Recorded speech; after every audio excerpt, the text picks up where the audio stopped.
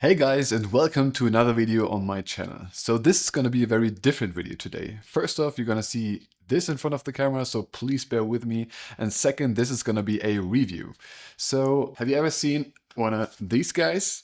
Maybe yes, maybe no. This is the Ariflex 16BL. It was produced in the 60s and used to produce an image naturally that a lot of us are craving for today. The so-called analog film look.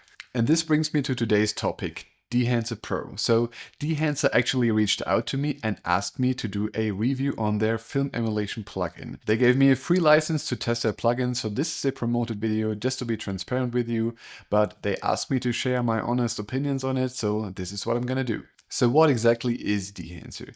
Dehancer is a film emulation plugin that's supposed to make your digital footage look like analog film. It is available for Premiere Pro, DaVinci Resolve and Final Cut.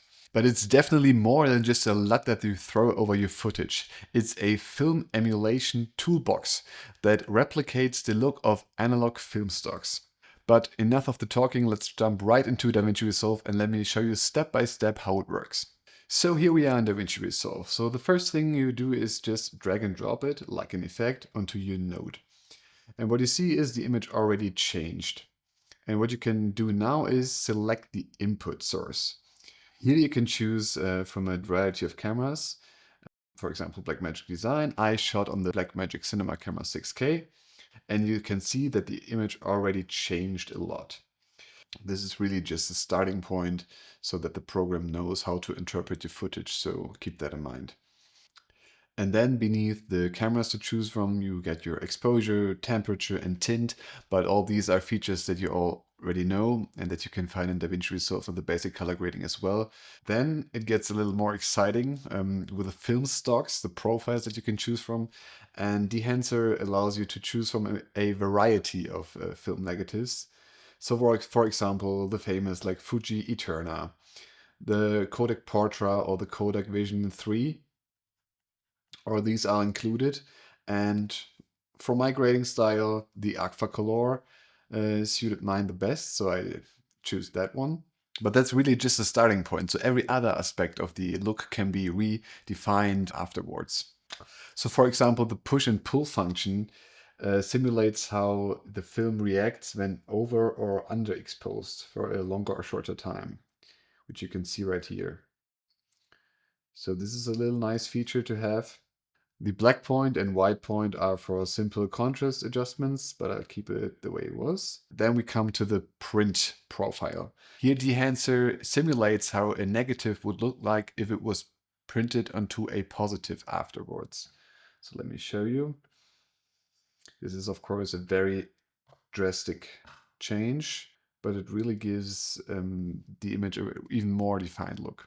And what the program here really tries to do is to come as close to the original process, but of course the original process is much more complex, but this is like an approximation. Then we come to the, of course, film grain, which can't be missing when it comes to analog film. It lets you choose from 4 different types, the 8mm, 16, 35 and 65. If you choose, of course, something like the 8mm, you can see how grainy the footage starts to get. This is really where it comes to your taste. For me, the 65mm worked the best. And unlike digital noise, which is very unnatural, this film grain tries to really dynamically react to the brightness levels, which gives a very different approach to the grain. Now, what's common in older film stocks is halation. So let's come to the halation tab. That's mostly known for its reddish glow around bright areas and the edges. So let me enable that. It gives your image a warmish glow around the areas. So let me show you that. So you can see when I turn it off and on, have a look at the edges. So you can see pretty clear how that affects the image. On the other hand, Bloom softly spreads light across the highlights and creates a dreamy cinematic look. So if I toggle that on, you can definitely see how the image changes. Let me disable halation so you can see how it creates a dreamy atmosphere around the edges. Now we come to a more mechanical part with the film breathe and the gate weave. And while digital film is perfectly consistent within the exposure, analog film had slightly fluctuations in brightness.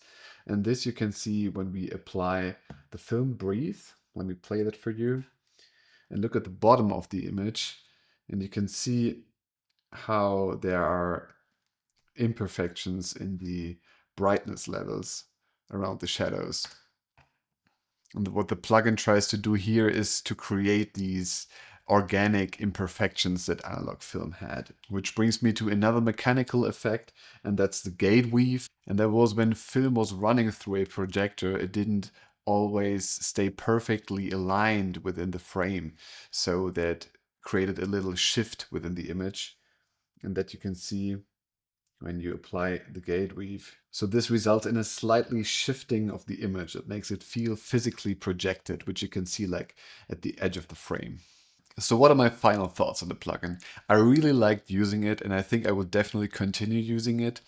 I think it's a very strong tool to really try to get that analog look out of your footage, and it definitely differs from other tools like the DaVinci Film Creator, for example. It really gives you a variety of film negatives and film stocks to choose from, which is perfect and can be perfect for your workflow. So should you go and get the plugin, I think you should definitely try the trial and check it out for yourself. Keep in mind that it is very strongly relying on hardware, and make sure that your system is up to date. So if you liked today's video, make sure to hit subscribe, and I'll see you guys in the next one.